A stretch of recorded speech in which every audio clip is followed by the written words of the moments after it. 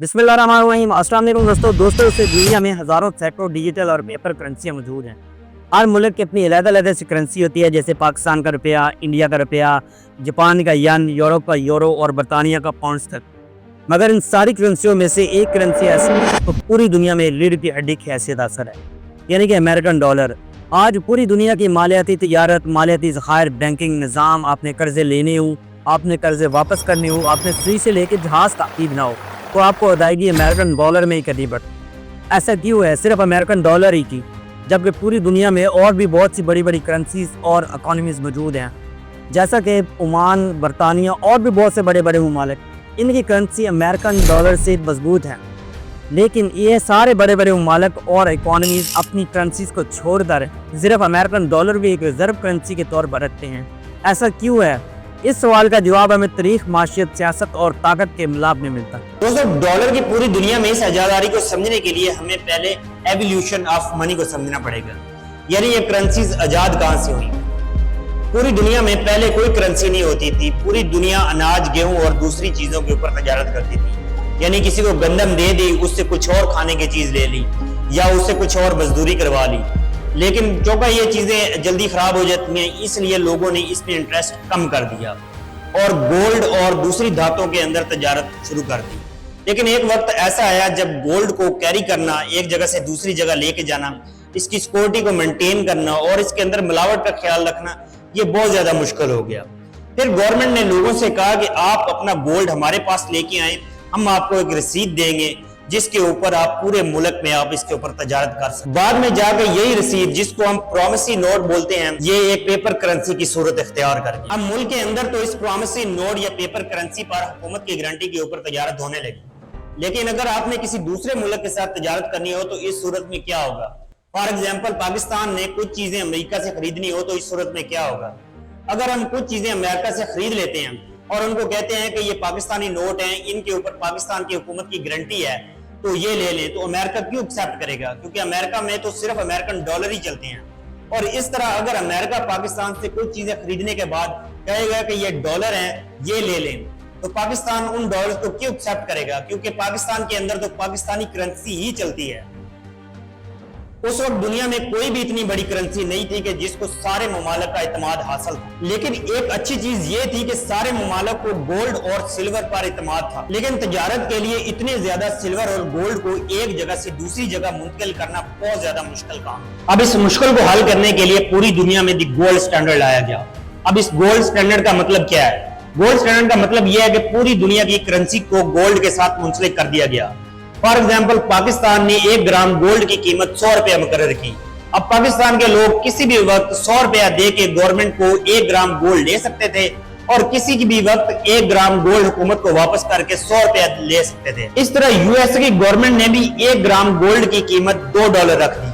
अब यूएसए के लोग भी किसी भी वक्त $2 यूएस गवर्नमेंट को देकर उनसे 1 ग्राम गोल्ड ले सकते थे और किसी भी वक्त 1 ग्राम गोल्ड हुकूमत को वापस करके उनसे $2 ले सकते थे। अब यूएसए के डॉलर को अगर पाकिस्तानी करेंसी में कन्वर्ट करना हो तो वो गोल्ड के ऊपर होगा।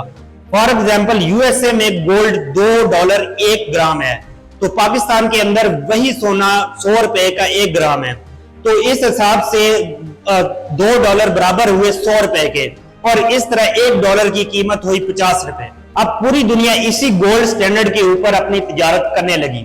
मतलब कोई भी कंट्री अगर किसी दूसरे मुल्क के साथ तजारत करती थी तो वो अपने पेपर करेंसी में करती थी, तो वो किसी भी वक्त अपनी पेपर करेंसी को वापस देकर उस मुल्क से गोल्ड ले लेती थी।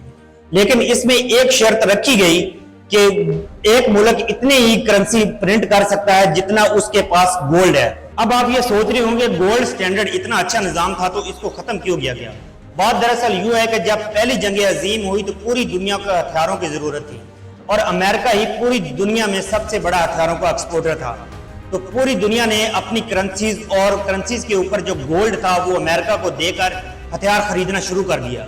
जंग खत्म होते तक पूरी दुनिया का 80% सोना अमेरिका के पास जमा हो चुका था और दुनिया के ज्यादातर ममालिक गुर्बत और बदहाली का शिकार हो चुके थे। अब पूरी दुनिया में एक्सपोर्ट नहीं हो रही थी क्योंकि सारा ज्यादातर दुनिया का सोना अमेरिका के पास जमा हो चुका था।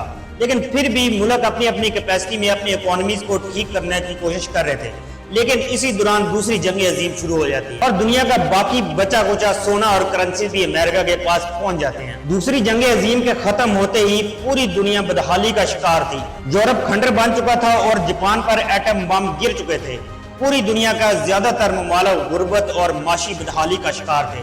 اسی دوران دنیا میں صرف ایک ہی ملک ایسا تھا جو کہ معاشی طور پر بہت مضبوط تھا اور اس کے پاس دنیا کا سارا سونا موجود تھا، یعنی امریکہ۔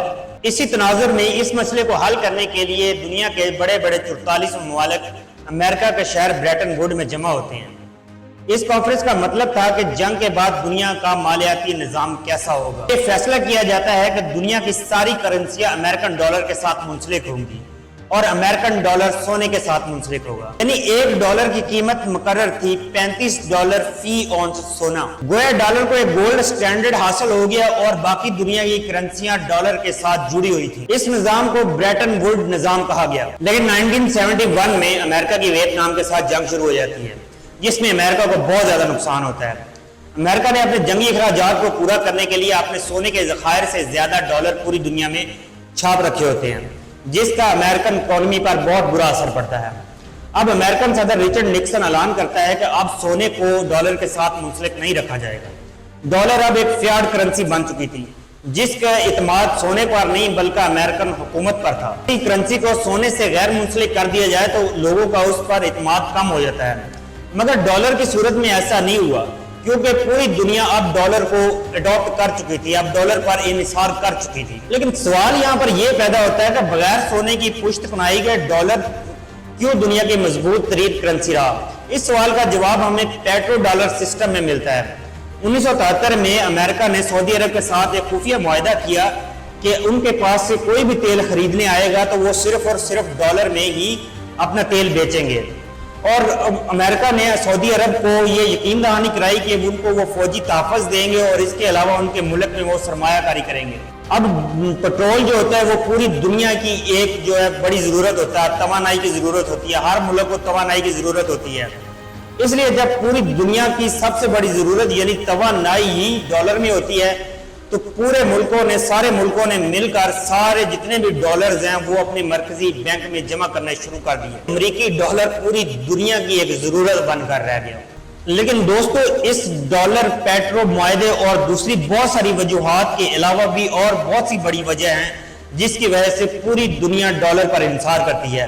مثال کے طور پر دنیا کی سب سے بڑی بڑی ٹیک کمپنی مائکروسافٹ، ایپل اور بہت سی بڑی بڑی کمپنیز صرف امریکہ کے اندر موجود ہیں، اور لوگوں کو مائکروسافٹ اور باقی یہ سارے پروڈکٹ خریدنے کے لیے امریکن ڈالر ہی خریدنا پڑتا ہے۔